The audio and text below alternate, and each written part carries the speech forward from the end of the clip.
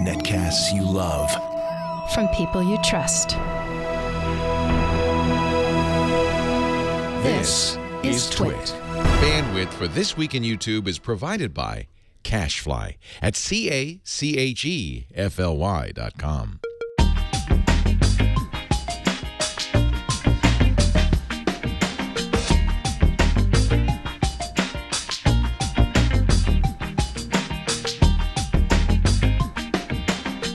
This is This Week in YouTube, episode 10, recorded Monday, June 17th, 2013. 10 things creators should know. Hello and welcome to This Week in YouTube, another fantastic episode. I'm Chad Johnson. With me, as always, is our great guy, Lamar Wilson. Hey guys, how you doing? How are you? How's the week been treating you? You know, it's been a busy week, E3, and I might have hung around with you for a day. I'm not sure. Bit, I don't know. I may have flown out to LA to cover some E3 video game goodness. Yeah, we might have eaten a steak together. I'm not positive on these facts, but things might have happened. Yes, yes. But it's been a busy, crazy week, and I'm about to head out of town this week, and so. But I'm glad we're here on our new time. It is. Yeah, Mondays are 5-ish. Well, at least today is 5-ish. It might be around 5:30, but we had a whole bunch of stuff happen in the studio. It's the first episode. Just how it works, right? It's the 10th episode, but the first one on Mondays. So. Right. So if you want to watch us live from now on, go ahead and hit us up on Mondays at 5 p.m. right after Frame Rate, which I think is a good block. Great lead-in. So you get to watch all your cord-cutting news and then straight into YouTube news. Which YouTube is going to be the ultimate cord-cutting it really is. thing. Yeah. It really is. I mean, I watch more YouTube. I think Marques. Oh, sorry. I told who was on. Someone. Oh, no. The mysterious foreshadowing guest, here. The mysterious guest will tell us how he doesn't even watch TV anymore. It's all YouTube. So with that, I guess let's go ahead and introduce our guest for this week. Marques, how are you doing? Not bad. Good to be here. Thank you for having me on the show. Awesome. Yeah. So Marques Brownlee, MKBHD, you are the tech guy. Quality tech videos is your slogan, right? Right. That's what I put. I'm not clever. I don't come up with slogans very well, but that's it's right to the point. It's simple is the best slogan. Look, dudes, I just do videos at quality. All right, just watch them. Right. That's all you should say. Right. So if you haven't seen who Marques is yet, he does these amazingly well put together, incredibly polished tech videos about all sorts of stuff, phone reviews, news. Let us know a little bit about what your channel is and what people can expect from your YouTube channel. So if you were to subscribe to my channel, you would get a lot of videos about technology, but just more of just the overall consumer electronics, because all of consumer electronics is fun, especially in 2013. So I've done, like you said, phone reviews, tablet reviews would be in there, laptop reviews, computer stuff. And then I kind of branch outside of that and I explain some things and I kind of talk about current events, maybe give a countdown of some recent events and maybe highlight, just cool stuff that's happening in consumer electronics. It's not all about reviews, but I do enjoy reviewing all kinds of stuff. So that's what you'll find there. So I'm going to be the first one to ask this, and the chat room hinted at it, but I'm just going to ask. All right, what does MKBHD stand for? And particularly the people want to know the K. What is that? Yeah, so the MKBHD, I did a 5 Facts About Me video, and that was obviously highly requested. So MKBHD, the MKB is my initials, and the HD stands for high definition, because I like pixels. Since day one, I just like crisp, clear, high DPI things. So HD, before YouTube made the whole transition to HD, you already had the idea to have HD in your name. Actually, it wasn't in my name at first. I just had Marques Brownlee as my username. And then 720p was supported, and I suddenly just had to make everything 720p. And I was obsessed with finding the right settings to make it look as clear as possible in a web streaming format. And that was when I just started referring to them all as welcome back to another HD video or an HD tutorial. So that it's hard to refer people to, hey, visit youtube.com/MARQUESBRAWNLEE. So I just said /MKBHD is easiest to remember. I wish we had one of your first videos queued up when you were like 12. No, you don't. You're like, no, no, Nah. They are. We're not gonna embarrass you like that. But if you go to his channel, go look at the older videos. It is adorable. He's like, "Hi, my name is Marques, and I'm gonna talk about tech." That's him. That was his voice. That was his voice there. So Marques, you now as I'm teasing. Oh, hey, look at that! Look what we got. Oh man, annotations. Yeah, annotations like crazy. Anyway. Yeah. Okay, we won't embarrass you anymore. he's like 5 there. Okay. So now you've been on YouTube for years, as we talked about, and just recently you started to blow up in a tech scene. So what has been one of your keys to success? I know you recently posted something on Google Plus and Twitter that people shouldn't give away all their secrets. So just give us one of your keys to success. I guess a key, at least a key to what I do, would be to establish just a niche. I know people have already probably said this, but establishing like what you like and just doing what you like. So I happen to be a big fan of high definition things. So I talk often about high definition displays and display quality and things like that. So being able to talk about something in great detail, at least for a tech channel, is really helpful. And this might not apply to like every genre because there's comedy and gaming and everything like that. But as far as tech goes, being able to provide value is huge for people. I've had more people thank me for videos than they have really talk about the actual content of the video. Just thanks for the review. I'm glad you did this video because I wouldn't have known that, or I wouldn't have been able to know which device I want to buy, things like that. So when I'm making a review video, I specifically want to give people value and information and help them out. And that's usually the first goal, as I think about, what would I want to watch? That's, I think, the most frequently asked question in my brain when I'm making a video is, what would I want to see? What would I want to watch in a video? What would I want to click on a video to see? And that's how the process starts. I think that's awesome. I really do. And you definitely focus a lot on Google Android. And that's obviously because, again, you enjoy it. So if you enjoy it, then you're going to talk about it in a passionate way, which will build your audience, right? Exactly. Yeah. And if you're knowledgeable about something, too, that helps a lot. Usually you become more knowledgeable about something because you've looked at it a lot. You've researched it. You've become interested in it. And you just follow deep into that wormhole or wherever you go down. So that ends up being an advantage you have without even trying, just knowing a lot about something.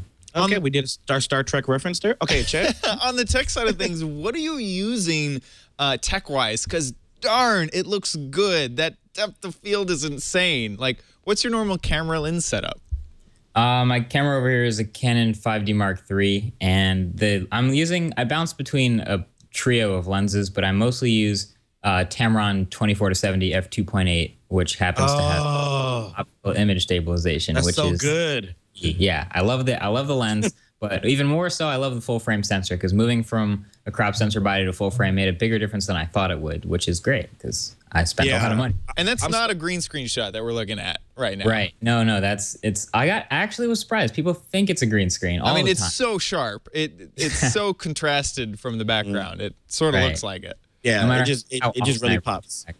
Yeah, I reach back into the setup and pick up things, and people still think it's a green screen, but it's definitely not a green screen. I haven't owned one in my whole life, so. I have been dealing with that since my last place. People are like, I will walk back to my couch, and people are like, no, that's a green screen. At that point, you're just like, I don't think you know how green screens work. Like, you can't. And why would I green screen an apartment? Right. Yeah, if I had the capabilities, it would be way more elaborate. It'd have dinosaurs and meteorites. Yeah. I mean, God, like a clock? Really? No. And people in the background? No. That wouldn't. Yeah. That's not interesting at all.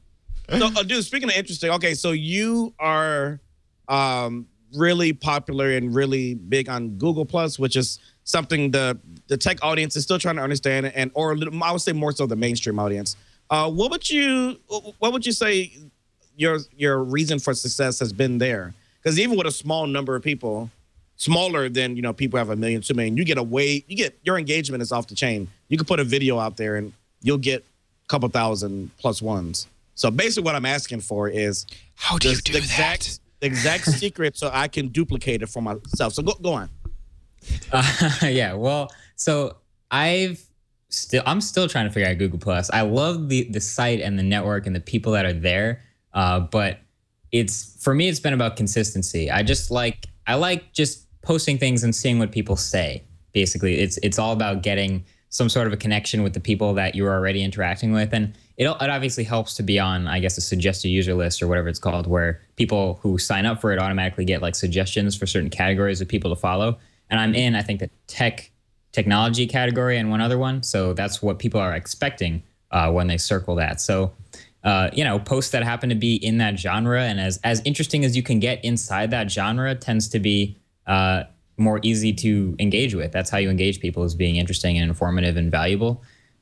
So yeah, same, I guess, principles that apply to making YouTube videos. Hey, what would I want to see posted next? What would I want to see? And just post that and see what happens. And people, you know, I don't like people like you because you try to make it all simple and easy. And I'm sitting here writing out these complex notes on step 1, step 2, how to do this. And you're just like, oh, just do what you like. And it makes me sick. Yeah. But you're like, no, listen, I have to write a sentence about my video and it needs to be this and this and this. How would I write that? Yeah, no, I agree. He's just a natural. Yeah. So, well, I do edit posts a lot. Like I'll post something and then I will, like 3 minutes later when there's 3 comments about it, I'll be like, you know what? No, that should be different. And then I'll go back and edit it and save it again and post it. And I don't repost it, but I keep editing the post over and over again until it looks about right. And then I'll leave that and just hang out. So you're a perfectionist. Yes. Sometimes, That's why he and I get along so well, because we're both perfect. Even I'm perfectionist. I just never get it right, but he's a perfectionist that gets it right. So good job with that. Not jealous at all. Last question. One of the last questions I had in the chat. Please jump in because I'm just dominating here. I know you. I mean, this is full disclosure because anybody can find out this information. You're not on the YouTube network. There's a lot of pressure to jump on the YouTube network. Why have you chosen not to do it? Like, you know, follow the crowd and because I know you get offers probably every day.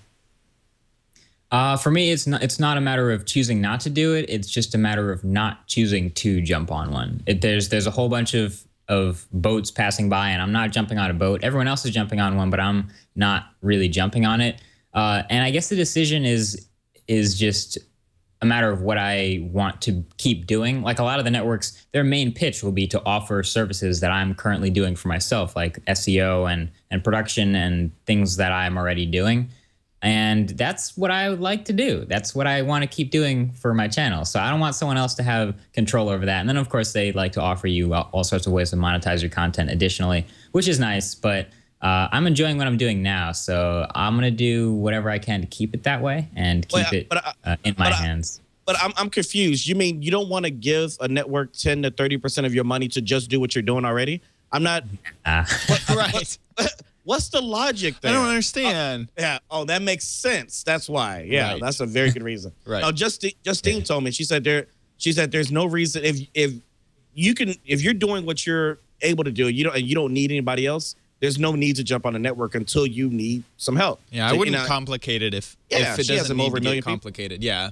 Yeah. Is this right now your full-time job? I'm a full-time student and student athlete, so it's like it probably takes the same number of hours out of my day as a full-time job would, but yeah, I'm a student and athlete. Cool. What are you studying? Just go ahead. My major is business and technology, and then I'm minoring in marketing and information systems. So a whole bunch of how convenient, right? Tech things. I don't know if you'd like that field career. I don't. Just based off of what I know you, I don't think that's a fit. Yeah. I take classes that actually, at least this year and the next year, are going to get into like what I'm doing on YouTube. So actually kind of tie into each other, which is nice. Awesome. Yeah. Well, you had some great tips and suggestions for us, but Lamar and I kind of want to point people to an awesome article on New Media Rockstars. It's titled 10 Things Creators Should Know About the Latest Study on YouTube's Top Channels. And this article dives into 10 amazing sort of facts about the largest YouTube channels on YouTube at the moment. Yeah. And let's talk about where it came from. Right. This Columbia College, I'm familiar with one of the professors there. He's kind of sent it to me a little early, but it's they did a 175-page report, which I did read through, but I skimmed. If every page was a character on Twitter, it wouldn't fit. My God. No, a lot of it was charts. I didn't look through the charts, but I read a lot of the posts, and they had a lot of students writing about this.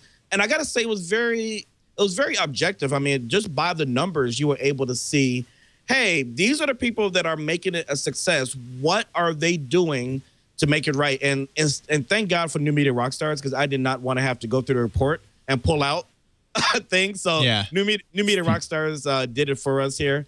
Like the first one. Now, before we go into, I do want to say they were focusing a lot on beauty channels, gaming channels, comedians, right, and then some vlogging. So I'm glad Marques is here, because I wanted to see what his thoughts were about the tech part of YouTube, because that's not represented in the top YouTubers at all. Right. And yeah, it's interesting because they took just the top. So you're really, if you aren't in the top 100, you're not being represented here. So if there's a really small niche, like you're a floral channel, this isn't represented here. But I'm seeing things like Yogscast and Britney Spears Vivo and yeah, they included the Vivos. Yeah, they did exactly. Yeah. So the first one mentioned here, Chad and Marques, was YouTube comedians keep it short, gamers go longer. That's not what she said, but they were really talking about. They were really talking about the timing of the videos. I think for comedians, it's like 325 to 459. It's about the average. Right. Whereas gamers, they can go up to 9 minutes and they would not lose their audience, because the audience expects longer videos for gameplay and commentary. And I thought, I mean, it was kind of obvious, but it's also interesting that comedic videos shouldn't go too long, because you can kind of stretch the comedy too long and it's just not funny anymore. Right. What do you think about that, Chad? Well, I mean, also it seems to really kind of put its finger on the attention span issue that everyone sort of talks about is, if you're going to get in there for a comedy video, it looks like 3 minutes 25 seconds is a good place to hit. Also, if you're wondering how long your video should be, I just did a video a few days ago that was 5.5 minutes, and I was kind of thinking to myself, I feel like this should be probably shorter, but I didn't really know what to aim for. So now knowing that this study is here and it's telling you, 3 minutes 25 seconds to 4 minutes 59 seconds, like once you hit that 5-minute mark, that's probably a bad sign if you want to be that detailed about how you make your videos. You know, it's interesting, because I looked at your video and I saw it in my box first, but I was short on time. Right. And this is how I look at my subscriptions when I know I have a short period of time. I look at the time first. Right.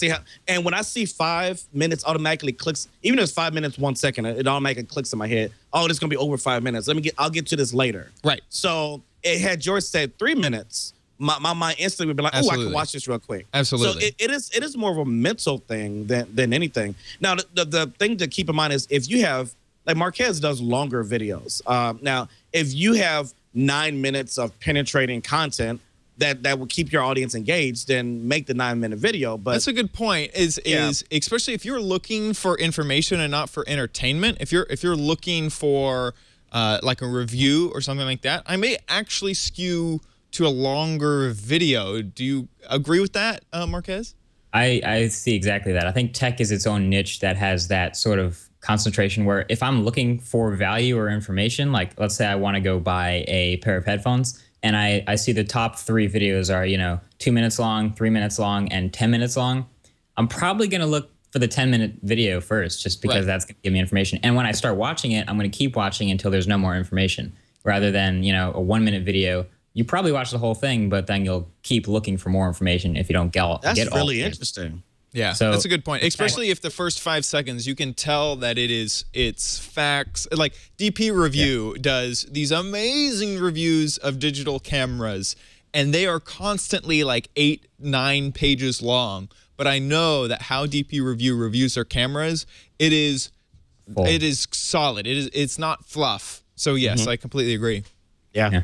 Cool. So so we got the second one, Chad. What's that? Yeah. So the average YouTube subscribers for the top YouTubers is 1.6 million. So what's interesting is to look at this as an average of when have you hit the top, and it looks like there's kind of a plateau at the moment.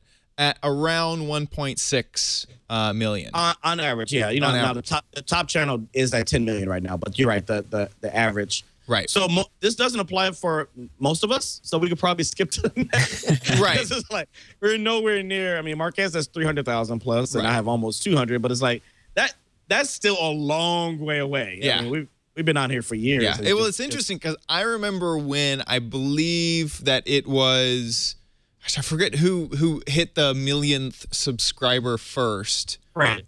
Was it Fred? Yes. Yeah, it was Fred. Yeah. So I remember when that happened, and it just seemed like, it's funny because if you keep, and I constantly fall into this problem, is when that happened, I was like, wow, we must have hit the plateau. There's no more people on the internet wanting to watch videos. We're done.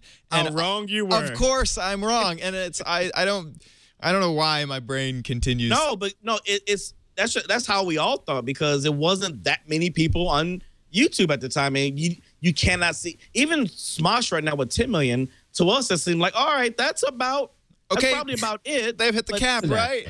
But no, what happens when we get 500 million or whatever? I mean, like it's gonna be crazy. Right. The growth on the internet. I'm really excited about it. So the next data point really surprised me, that descriptions are brief. It says the median number of words in each video description of the top 240 channels is 56.5. That's 56.5 words. And that is very intriguing to me because I've been trying to sort of fill out my descriptions lately to hopefully get some sort of SEO boost, that if I have extra words and I kind of describe exactly what's happening in the video, and especially if I'm doing a Let's Play, I try to kind of cover every single mod that I get to, in a hope that will surface on search. It doesn't seem to work. It looks like it, and there may be a weird sort of double axis graph going on, that once you have so many subscribers, you don't need that, like your subscriber number is more influential on your search algorithm than the type of words. And I'm completely making this up. Okay, stop right there, because I think you are 100% on something. I've been saying that for like the last year or two, because there are some top people I know who do the worst SEO possible in their descriptions. All they do is put the social links. Follow me on Twitter. Right. And when I go search for something with a tech video, they're number one. Right. And I think there is an influence with your subscribers and with your average views. And it may... I think that's part of it. Unfortunately, Google doesn't let us know what is the most important. It could also be that comments are a big thing. That if your commenters are talking about the Nokia phone in the comments, then if you search for that same Nokia phone, Google now knows that because there was conversation about that phone, they're going to surface that video faster. And if you have a lot of comments, then that's the video that gets put to the top. But anyway, it is very telling that for these top subscribed channels, descriptions don't seem to be that important. Yeah, Marques, what do you think about this? How are your descriptions? Yeah, I see some of the comments hits it where like most of these top 100 or so channels are all entertainment and comedy, and gaming is entertainment as well, in my opinion. And it is. My descriptions are usually not really long, but like a mid-length. Basically, they'll have timestamps sometimes, and they'll often be filled with links. Right. And the links will pertain to things that I'm talking about in the video, because my videos, again, are for like, value and information. So when I talk about something and I refer to the description, that's where you scroll down, view more info, and bam, there's all the things that I'm talking about in the video. So if you want to go even deeper in detail, that stuff will be there. So sometimes I'll do a top 5 video, and the video will be 10 minutes long. So I'll give a timestamp to each of the things I talk about in the top 5 if you want to skip around and hit certain points. So I don't know. I think 56 characters is really, really short. It's 56 words. 56 words is pretty short. It's like 2 sentences probably. Right. And then I'd say mine are probably around 400 words tops. I mean, I doubt if they're all that much, because a lot of the stuff in there is links. But yeah, I think it's about the genre. If you're going for tech, you're probably going to end up having a longer description. If you're going for entertainment, no one's really reading the description, so it doesn't have to be that long. Right. So, yeah, I think the genre is very important, and we have a large tech audience who watches this. So, yeah, I think that fits in perfectly with them. So the next data point is also very intriguing, and it caught me off guard at first, and then I kind of thought about it a little bit more. Let me just let you know what it is. Top independent YouTubers work with very little money. Now, I originally read that as they work for very little money, or they, you know, it kind of gives the interpretation, or my interpretation at first was that they're not getting a ton of money, that there is kind of like maybe a single part-time job or something. But actually what it is speaking to is that the budget of shooting is very little. So yeah, it's nothing. Right. Jenna Marbles, she still uses her MacBook. After sort of realizing that what they're talking about is production quality, not actual budget that you get back from a video. Yes, I mean, when you think about it, most YouTubers will shoot with a single camera, a single mic. They don't really have a crew that's going to help light up their vlog. I mean, that it makes sense. And so actually, it doesn't seem that appealing. No. Now, yeah, that makes sense. Right. Next is go ahead. No, go ahead. Oh, okay. Hi. Hey. Sorry. Yeah, number 5 was most YouTubers don't have credits and intros. And I thought this was interesting because I've always battled between should I have an intro or an outro, should I not? Because a part of me didn't want it to feel like a show, feel more personal. Part of me wanted to have a little bit more professionalism to it. But yeah, I thought it was interesting. It said of the top 241 YouTubers, 58% of them don't have intros to their videos, and 86% don't roll credits. Now, rolling credits, why? That's a hard one. Yeah, unless you're doing a huge production sketch thing where you have 20, 30 people in there. I don't think anybody's going to roll credits. But this is Chad's vlog starring Chad. Edited by Chad, shot by Chad. Chad. Yeah, right, exactly. At Chad's Studios, we with special thanks Chad and Chad's cats. Yeah, definitely cats. Absolutely. And it's funny because it's a trope that I think that a lot of people who are starting off on YouTube get behind, that in order to make a video, they need to have a great looking, they need to now learn After Effects so that they can make an intro so that they can finally make a video. But the bigger point, and I don't know Marques can agree with this, I think yours is around the same length. Like my intro, the one that's at the beginning, it really needs to be 2 to 3 seconds. Some people have this long intro. This is my show. I'm starting the show. 15 seconds later. Me. Don't you look? People ain't lost your audience. They left and moved on. They don't. You saved the longer song for the end, but you know, like Marques, like yours is like literally 3 seconds, right? My intro, I just looked at the file, is 3.2 seconds long. Yeah, so it's really short. My outro has some length to it, but that's the outro. No one's the outro is expected. Yeah, no one's skipping the outro. So that's the biggest tip we can say. Keep it short at the beginning.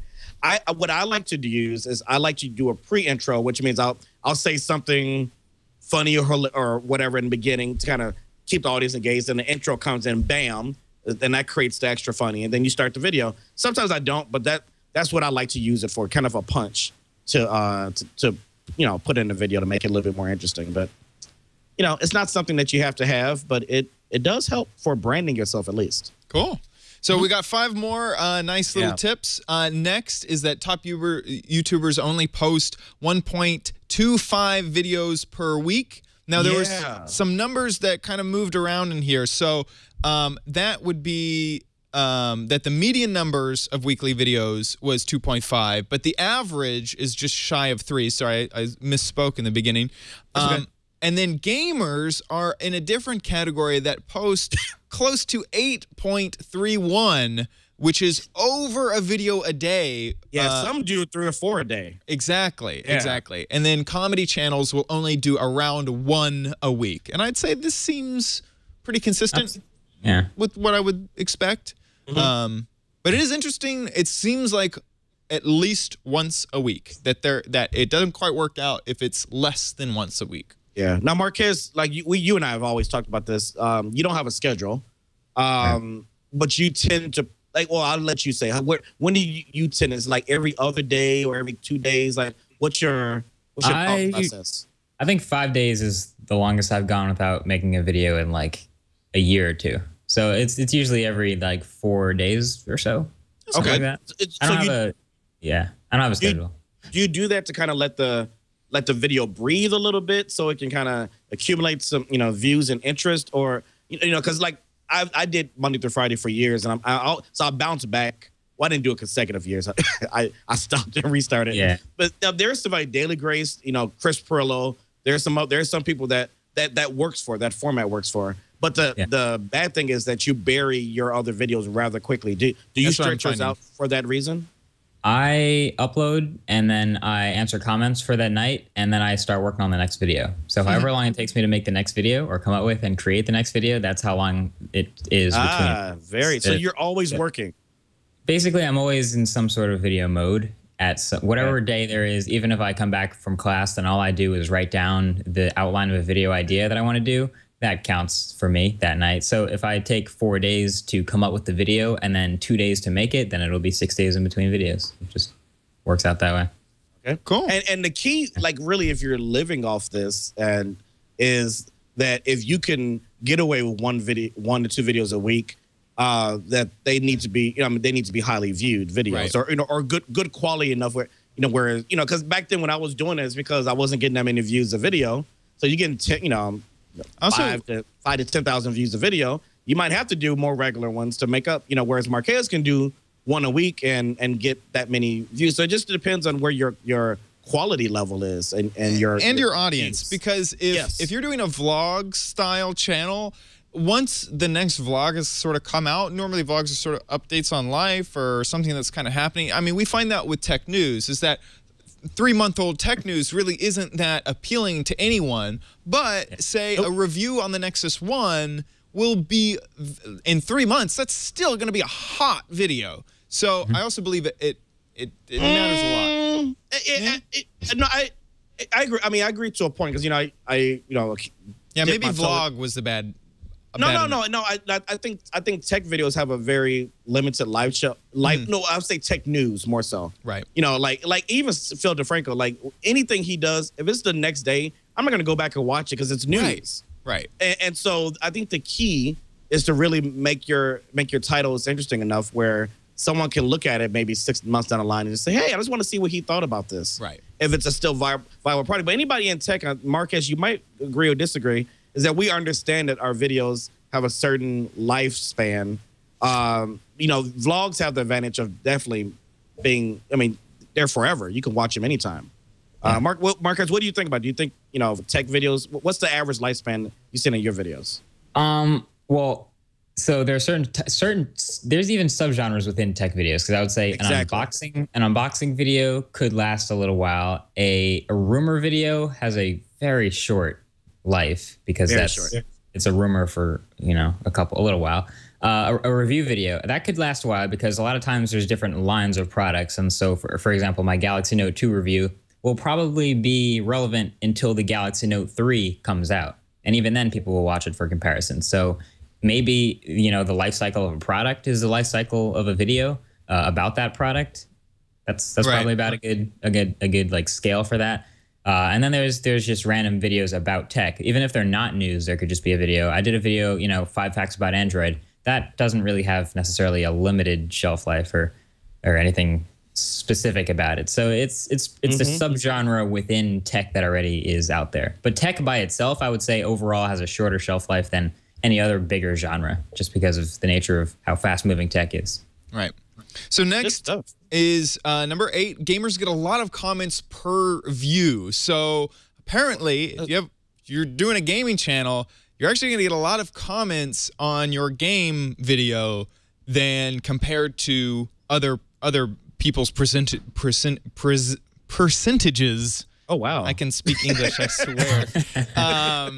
And which I wouldn't have expected. I would have expected some sort of lifestyle talking back and forth to the audience would have actually gotten more. And a passive game. I know why. And someone in the chat just said it. I was thinking exactly what gamers are mean. Like, so if you make a stupid mistake in the game or you don't mention something, they attack. Those comments are attack comments. And games, there's a lot of different threads you could do at any given moment. So I've done the same thing. As if I notice that someone's like, oh, if you just would have gone right there instead of left, you could have had like this awesome thing. Let me tell everyone so that if they are in the exact same position, everything will be fine. That's a good point. There's a lot more input that me as a user has on a game, because I feel like I may have input that I could talk about a game, but I wouldn't have input if Jenna Marbles is talking about her life, because I don't know, it's her life. That's her life. Right. So real quick, because I think we skipped this one. Number 7, collaborations. We did. Yeah, no, it's cool. It all works out in the end, man. Right. So collaborations are frequent among comedians, rare among gamers. I think that's self-explanatory. You're rarely going to see gamers collaborating. The only time, in fact, I've ever seen it is truly in a community. So there's the Minecraft community where you have, like, especially on a server, like there's a Minecraft server that people will always make videos together because that is the community that they are trying to get people to watch. Okay. I don't understand the Minecraft thing, but that's okay. The only time I've ever seen it is if there's a community around your game. And comedians make sense. We've even been able to successfully do them in the tech sphere without necessarily being giveaways. Right. Like I just did one recently with a tech YouTuber who was here in town, Duncan33303, which is too many threes, but he's popular and awesome, and a friend of ours. But we ended up doing a top 5 E3, and then we did I had a Galaxy S4, he had HTC One, and so it's like, hey, since we're here together, let's talk about the differences of the phone. So I think you're gonna see more of that, or you should see more of that in the tech community, because you're so by yourself in your one opinion and thing. And I think it's good if we start branching out more like the vloggers do, and share audiences. We all have a similar audience, right? It's and also, I mean, I would go back to community. If there's a community around you, you could pretty much make a video about it. But Tobuscus, who's part, or any of the top 100 people subscribed, they're probably not going to be like, hey, Call of Duty stuff, let's make a video together about it. And that might actually be true for someone who's less subscribed, who would make a community around themselves. Yeah. Yeah. Now, what's this next one? Because I laughed when I read the report. This was so funny. I read the report and I laughed. I read this whole section and I just laughed. The title of it says it all. YouTubers tweet often, not on Google Plus at all. Yeah, like literally, if I remember the exact paragraph, instead of the 241 people they looked at, it was 0 for Google Plus. Now this one says 0.41. So that 0.41 might have been me. No, this is the top people. I think Ray William Johnson sometimes puts something on there. But it says, go ahead. Isn't that sad? This is tweet almost YouTube, 7 times a day. This is YouTube's thing that's integrated in Google, and people just like, no, they're a grumpy cat about this. Yep. No. Yep. It's not even a full post per day on the average YouTuber. It's half a post. So Marques, now again, you're the big Google Plus guy. I'm heavy. I've been there since day one, just like you have. What's your take on this Twitter versus Google Plus thing? The people who've been on YouTube and are like comedians and entertainers, that's easy. It's easy to entertain via Twitter, right? Just 140 characters. That's a good point. Short attention span, short tweet, short videos. They're all short. They're just quick hitting comedy. It's easy to entertain there. No one's going to follow on Google Plus for additional entertainment. No one's expecting more stuff. Oh, did you see that Google Plus post? It was really great. No one's ever said that. Right. They're not posting unique content to Google Plus. I'm actually sharing things that aren't my own videos on Google Plus, and I'd be willing to bet that those 0.41 posts per day were probably just, I should put my video on Google Plus, and just dumping it there. So drop some unique content in other places, and you might see people actually follow you there. And if you post there, people will probably find it sooner or later. So, and I don't think, Twitter is also kind of a platform where you can talk about what you ate for lunch or your quick side note on something else. I've never seen someone use the Google Plus platform, 1, text only, 2, the super quick, I'm eating a sandwich right now, I'm hoping to get macaroni and cheese later. You get eaten alive over there. I found that, though. I've seen a lot of that. There are interesting people that post like Amanda Rosenberg, random shout out. You probably never heard of her. She's a Hugo Barra's significant other and a part of the Google Glass PR team.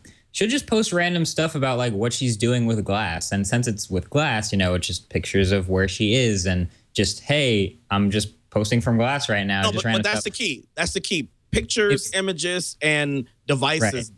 If you tie that in, news, then anything that you talk about there makes sense, but it has to be visual. Has to be shareable. A lot of the Google Plus is so image heavy. If you find pretty much every post on Google Plus has some sort of image or media attached to it. You'll rarely find, text only posts there. And even if you do find a text only post, it's probably in the form of an image with the text in it. So it's very image heavy. And see her profile there. It's just, neat stuff that she's found or doing. Not necessarily news, but it's not unique, content that she's making, but it's it's like a cross between Tumblr and some other Tumblr, I found that people really, especially with my audience there in Google Plus, they really like the personality based stuff. And when I stopped it, because I thought, oh, they just want more newsy stuff here. People are like, I followed you for personality based stuff, so I found that that's important. There's another point I want to make about the top YouTubers that I've noticed. You get somebody who's big. I mean, they're huge on Twitter, they're huge on Facebook, huge on YouTube. They get to Google Plus and they realize, oh, I have to work. Yeah, I have to build an audience. It's just and there's no API. You can't really. It's tied to your Gmail. You can't give someone else access to post on Google Plus. Yeah. So they leave and give up on it because that audience is just not going to bow down to them. Oh my God, you're so and so on YouTube. No, you got to pay your dues on Google Plus. Yep. Simple as that. Yep. And a lot of them are not willing to do it. Yep. Okay, so the last and final of this article, and help me understand this one. Top YouTubers don't sterilize their content. No, serialize. Serialize. Okay. Well, thank God. Now I understand it. If you want to put if you want to sterilize. I thought it said, I really thought it said don't sterilize. They're kind of like, what, they don't bleep out cuss words? I'm very confused. Thank you. Dyslexia strikes again. Thank you, public school system. Oh, yeah.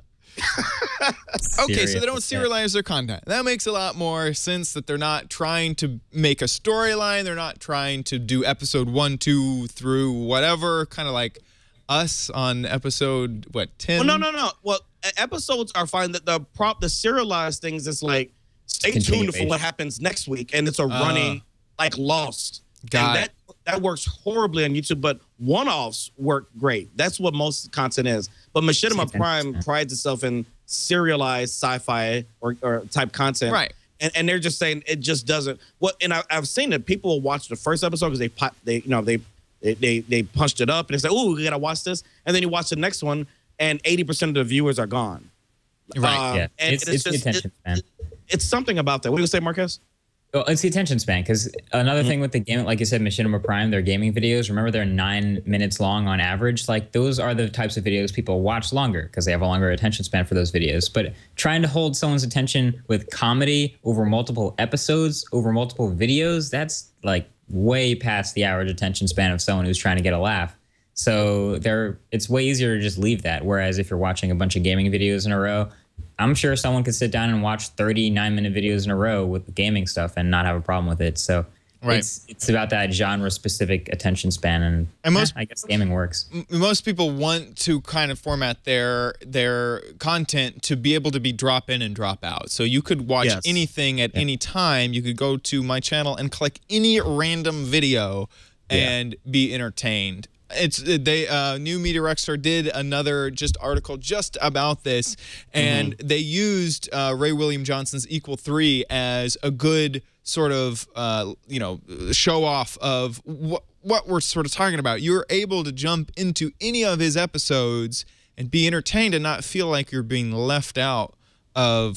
Yeah, and that's the problem with some comedians who, and to be honest, I have this too. I don't consider myself a comedian, but when you have like those jokes that are like inside jokes that go over a period of time, when somebody just pops in and they have no idea what's going on, that's kind of off-putting.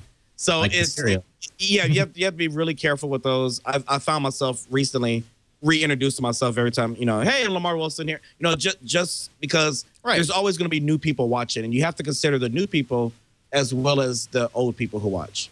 Right. So I just came up with a great analogy. And it's kind of terrifying how well this works, but the cereal is cereal. There we go. The cereal is cereal. See, you have serialized content. Now, are you worried that this? Are you worried that this is going to hinder your audience in the future if you have serialized content? Serialized? I don't know. I hope their attention span is over the course of more than one video, so they'll appreciate the cereal. That's a good point. Serialized cereal? Yes. Wow. Yeah. See, How is that's an inside joke that you never explain, so it drives people crazy when they see it. Oh boy. Serialized cereal. Oh boy. Okay, so let's get into. So I hope that you enjoyed that list of 10 amazing, kind of eye-opening, and it also, you know what? If I was going to take away one thing, I kind of want to take away that there are so many different video genres that there is no one rule to rule them.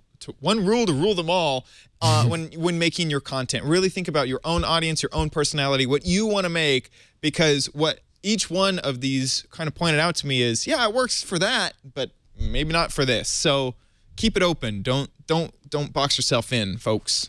And speaking of boxes, we got our viral video of the week. I hadn't actually seen this. Lamar covered my eyes to make sure that I would not watch this video. What a lead-in. Okay, so here we go. First Marques time.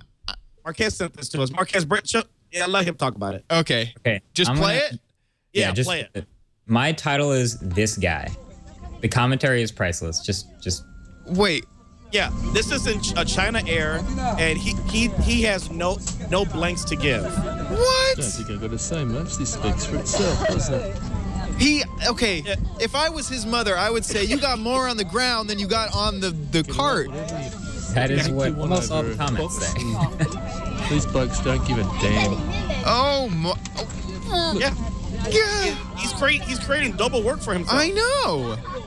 Oh, I'm not going to answer. Now, if that was my computer, I couldn't do anything. Are you sure? I'm sitting there talking crap, but I would go over to China and kick his butt. No, I wouldn't. But I would be upset.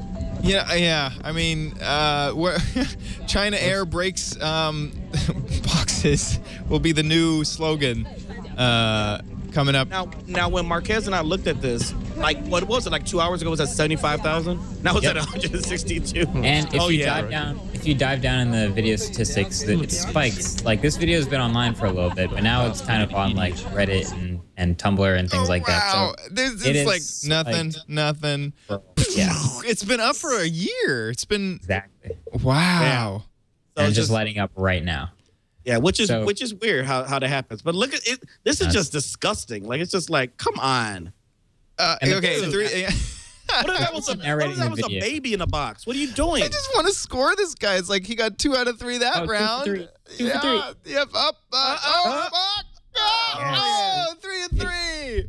Oh, back to 1 of 3. Sorry.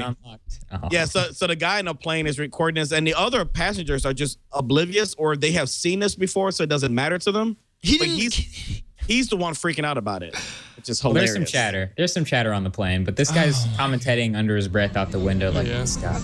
Don't put your ear right with China Southern. This is going to go on YouTube.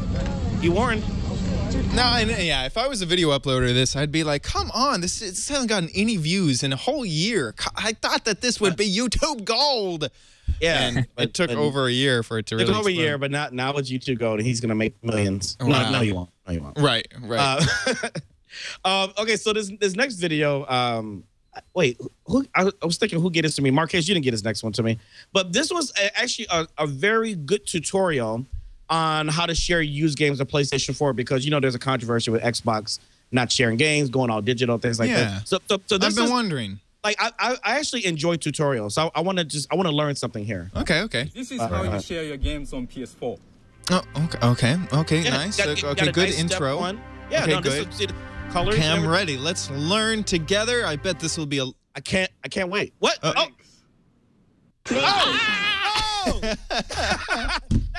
That's how you do it? Burn. This is a great campaign put forward by PlayStation 4 with all of the DRM hoop flew about the Xbox One and the always-on connectability that they have been talking about, how you had Xbox employees saying, if you want to play Xbox without an internet connection, buy an Xbox 360.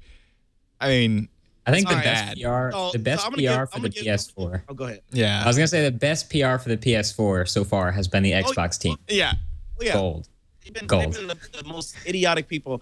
All right, so I do want to give an opinion on this, because I didn't really want to. If you do it in a video, our audience eat me alive. So I'll let the chat room eat me alive here. Right. So I will say that Microsoft messed up the PR war, and PlayStation is jumping on it. But PlayStation is going to do the same thing. Oh, yeah. When it comes, because no, seriously, everybody wants to be like Steam now. Everybody wants digital downloads because digital downloads make the producers of the games happy. It makes them happy knowing that they're not going to be, like a used game makes them no money.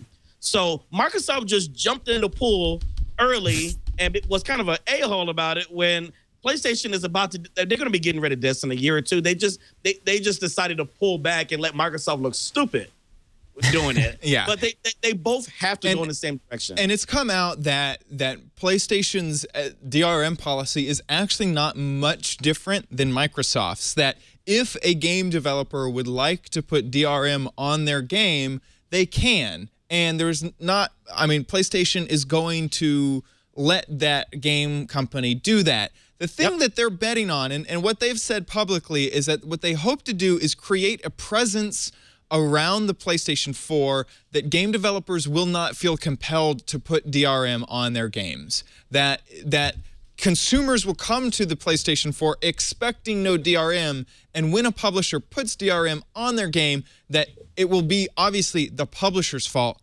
not PlayStation 4's fault. Which I actually think is a great strategy, and I appreciate it. But truly, when you get down to the nuts and bolts of the situation, it's not very different than the Xbox's it's not stance. Microsoft has no concept of how to do PR. Right. And it amazes me this company's been around this long and they have just no clue. It was just like earlier. I didn't see this is turning to This Week in Gaming, but earlier in the week when they were like, "What if you can't afford internet and you're poor?" The 360 is for you, right? Okay, they didn't say it like that, but that is the narrative that is being written about by this. I mean, there's no other way that you can put it.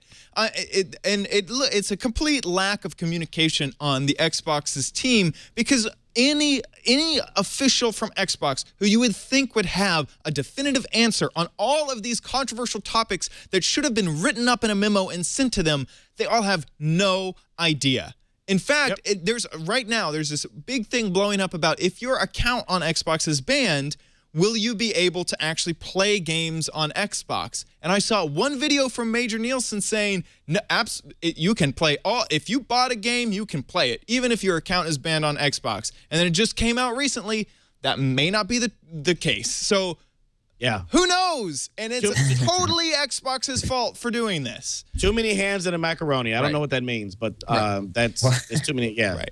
And if you're wondering why we've suddenly changed from This Week in YouTube to This Week in Video Games, me and Lamar did a little bit of exploring down in LA this last week, and we had a great time at E3. Yeah, we did. I went and flew down to LA. Lamar was there at E3. We checked out all sorts of stuff, from talking to iJustine in the middle of the video to checking out what Sony had with Last of Us and Beyond Two Souls.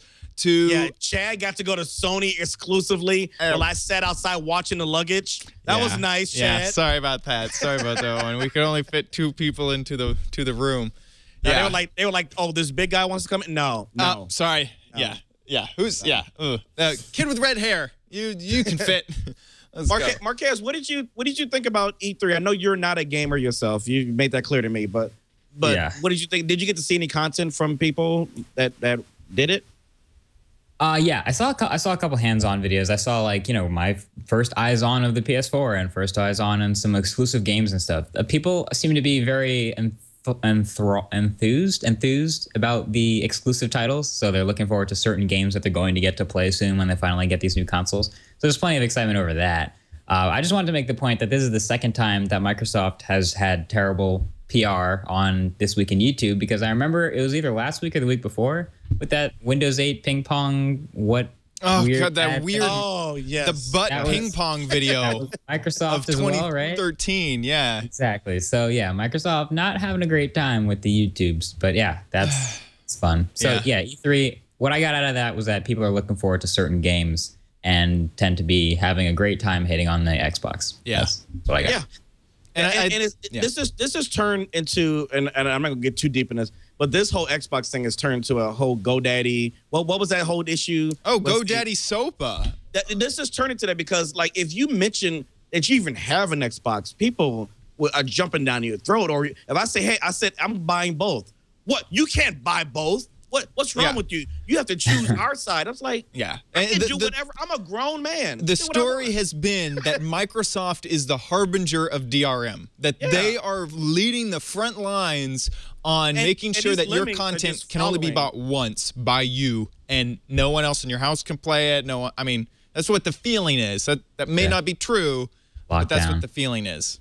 And it's even translated to YouTube to the point where if you make a video about the Xbox, people react to the product rather than the video. So as soon as they see Xbox in the title or Xbox in the thumbnail, it's a thumbs down and a comment about how bad the Xbox is, because that's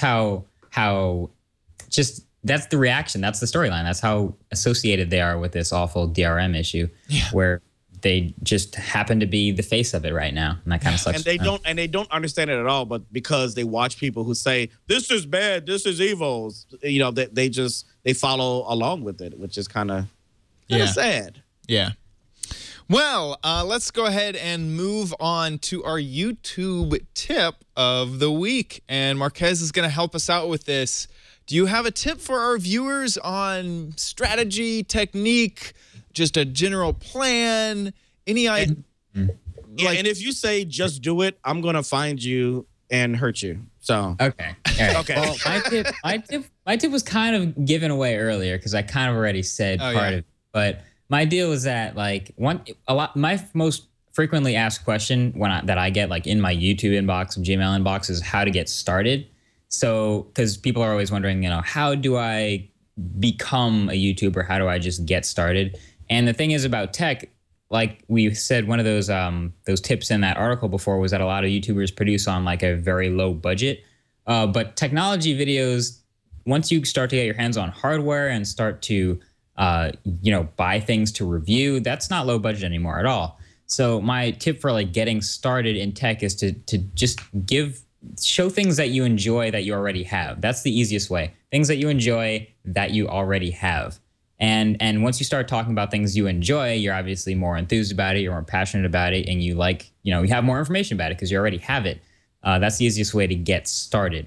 Once you get started, the train starts rolling and it becomes a whole new ballgame because the train has the momentum and bad analogy. I want you to finish this train thing. This is fascinating. Okay, but what would be the tracks and who's the conductor? I always make analogies. Is this a coal train or an electric train? This is a freight train, so it's got lots of cars, but you have to get the first engine rolling. So I'm giving tips on what kind of fuel to pour in the engine. Gotcha. And the tracks are already laid. There's a whole bunch of different tracks. Now, do you have to have taken a physics class in trains before I can understand this? I'm actually majoring in train theory. Yeah, train theory. Now, seriously, let me ask you something about your tip, because I think you're on the 100% right track with that tip. I said track. That's hilarious. Would you agree that someone, let's say there's a lot of tech kids, and we know that they follow us and they look up to us. Would you say that if they don't have the budget to even get anything, can't they just talk about stuff? Like when stuff comes out, can they just have an opinion and talk about it as if they do have it? I mean, what do you think about that? Yeah, that's huge. Like a lot of people will give. I already mentioned that rumor videos have a really short shelf life, but just being able to talk about technology, being able to explain technology, being able to rant about technology, being able to give an opinion that no one else has displayed on technology, all that kind of stuff is low budget. Anyone can do it. Anyone can set up their webcam or camera and just talk about something passionately, and that's free usually, and that's the easiest way to get started, I think, in the tech. And I think a really long time ago, because I had this YouTube tips series kind of going, and I stopped because I had about 5 episodes. But one of them was about like getting inspired and ideas and getting started. And I kind of, at the time, I wasn't doing a whole lot of different types of videos, but I kind of broke it down into hardware, software, and neither. And the neither section was just talking about hardware and software rather than actually having it in front of you. So you can talk about a review software, you can talk about and review hardware, and then you can just talk about stuff, and then that's free, and that's the easiest. Do you find adding structure to your channel really helps you kind of move along to move forward? It might help with an audience because audience is kind of like a consistency and a sort of a theme, even though if the attention span might not be that long, but having a consistency or based around a theme would be probably the best way. It doesn't happen quickly. Like my theme changed over the course of the years that I've been doing videos, but it's probably better to have a theme than not to. Cool.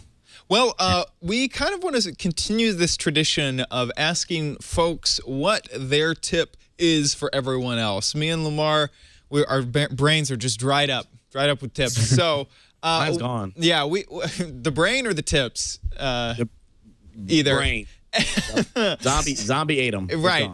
So we want to extend the question to you guys. Feel free to suggest something we haven't thought of. Feel free to kind of get creative, maybe step outside of just a technical tip, although we are looking for just technical tips. But we want to hear from you, the viewers. So feel free to create a video around 30 seconds or less to make sure that it gets played on the show and upload it as a video response to this video on YouTube at our YouTube channel, youtube.com/TWIYT or This Week in YT. Either of those vanity URLs work. Mm-hmm. Yeah, I think that's a good thing. Cool. Thank you so much. So I hope that we see from you, the viewer, when you upload your video. And no, Chad is being nice about it, but I'm just going to be on. Do it. All right? Leave video response. See, I'm not going to be nice. No, listen, see, you're the nice cop. I'm the quit your job. Yeah. Leave your girlfriend so that you can make a video for us. And I left mine years ago. That's why I'm able to do YouTube. Right. Exactly. I have no distractions. Exactly. So Marques, what are you working on now? What if people want to? I'm sure you got subscribers already during this show, but what are you working on that's coming up that we can look forward to? Yeah. I have a couple. I don't know if I can. Well, okay. So I'm reviewing some things. I want you to say it because I'm taking notes here so I can for my my channel, of course. What day are you going to upload yours and at what time so that I can upload mine 15 minutes before you do? Exactly. Yeah. You can just kind of give me the idea.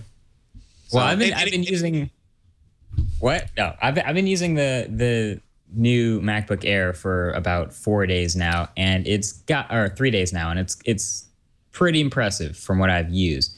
And I'm coming from another. I've been tweeting about this today. I've been coming from a laptop with a really high resolution, coming down to the MacBook Air, and that is just the one thing I can't. My brain doesn't like it. Sandpaper on your eyes. Yeah, it burns my pupils a lot. So the biggest challenge I'm going to have to switch to this new laptop is the display. So a lot of the video I talk about I'm going to be focusing on.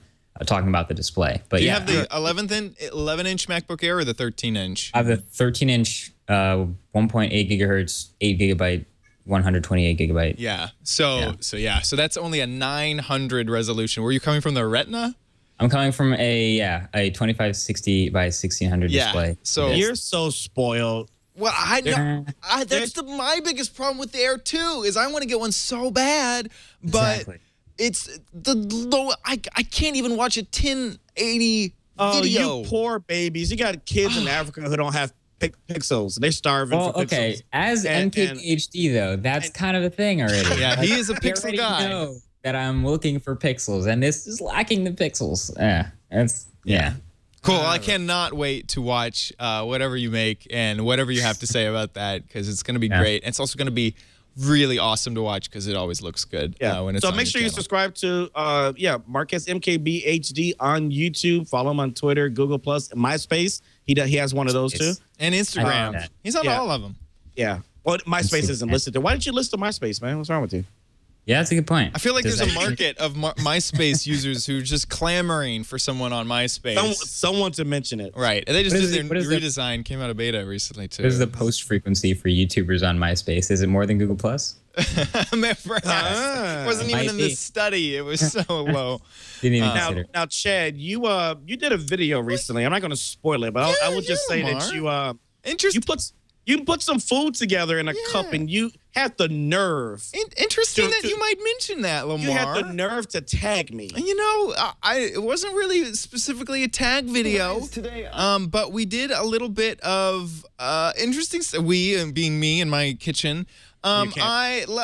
Just to kind of explain the video, I have a lot of foods that I eat on a regular basis, and I just kind of wanted to see if maybe they would all taste good together, blended together. No. So, oh my God. there, you know, just is that beer? Ches, you know, I drink that one on a regular. I took one out of all the food groups. So breakfast, lunch, those are the food groups, right? Dinner, dessert, and drink. And there you go. You know, it's all. I'm sure that it's all great together. So I blended it together and then took a big old drink of it. And at the end, the only way that I'm going to get satisfaction out of this video is if Lamar also makes the same video. The hell I will. I'm sorry. You know what? Chad, you're my buddy. You're my buddy. I think you're cool, but I am no. Yeah, well, look at my reaction here. I think that you'll find that it'll be a great, pleasurable, enjoyable experience when you get down to it, that just drinking all of your foods together is just going to be great. I mean, look at that face. I am so excited that I am drinking all of these things together. You can even hear, if I kind of scoot back just a little bit, the crunchiness of the ramen noodles. Oh, no. And the gags. That sounds like something. And the possible throw-ups that may be happening. Anyway, I suggest that Lamar, one, makes the video, and two, that... Until I'm able to put a pizza into my blender, it ain't happening. And even then... You know, I'm sure you got a Hot Pocket, right? It's the same thing. You get one slice in there. Hot Pockets are disgusting now. I used to like them when I was younger. Yeah. Like, oh. So anyway, that's what I've been doing the last week on YouTube. I made that hilarious video. And today, literally an hour ago, I uploaded another video of my Let's Play series. Awesome. So what have you been up to in this past week? Wait, where can they find you, Chad? If you actually want to see me possibly throw up while drinking my favorite, I've called it my favorite blend because I thought I was cute. You can go to youtube.com/OMGChad and check that out and subscribe if you like the channel. Yeah, I actually subscribed. Oh, thanks. Look, I haven't even subscribed. If you kind of look over there. I don't think that's how it works. Yeah, I haven't even. Can I subscribe right now? Anyway, what have you been up to this past week? Okay, well, I did an E3 video right after we did our video. I went back the next day and did one for my channel, and that was fun. It was like I enjoy working with you all, but it was nice to have my own day to kind of, you know, just kind of soak it in. And then the Thursday I went back. I hung out with Justine, and we played Mario Kart. It's on her channel, and I told her I would crush her, and okay, she beat me, but there was she gave me the wheel. She gave me the wheel. Oh, she gave you the super latency wheel. Yeah. So it wasn't really my fault. Oh, and then I did a Galaxy S4 versus HTC One discussion with my friend Duncan33303. Coming up this week, I will have a video out tomorrow or Wednesday. I don't know on what yet. This is a weird week because I'm going out of town. I actually will be in New York tomorrow night or Wednesday morning. I get in like 6 in the morning. It's an overnight flight, and I hate those. But I'm going there to chat with Virgin Mobile about some stuff. They wanted me to come out and check out their digs. And I actually may spend some time with Mashable, which would be kind of cool too. So I get to see their digs. So Marques and I are going to go get a pastrami sandwich at Cat's Deli. That's my favorite place. Yes. That's the plan. That's a pretty specific plan. Yeah. No, I have a very, very specific agenda, so we'll see how that works out for video. That is perfect. Awesome. Well, that about wraps it up for this week in YouTube. Marques, thank you so much for joining us. It's been great to have you. Make sure you go and subscribe once again. If you would like to catch more episodes of This Week in YouTube, you can head on over to twit.tv/YT, and there you will find links to subscribe to our YouTube channel, to podcast version of the show. Audio and video. Audio, video. We encode it in so many different formats. There's also our show notes, which have links to our guests for the show and archive all the way back to episode 1. So you can do that if you That want. far back? Whoa. All the way Man. to episode 0, truly. I mean, we went into, negative numbers there. If you would like to watch us live, our record date and time has changed to Monday at 5 p.m. Pacific, right after frame rate, like we mentioned earlier in the show. But come and check it out live. It's fun to have you in the chat room. We've had a whole bunch of awesome people. I see Bill Hicks in there right now, Tom Z, and you, Marquez, are in there. It's awesome. So check it out. And that about wraps it up for this week in YouTube. Thank you guys so much for watching. See you guys next episode. Bye.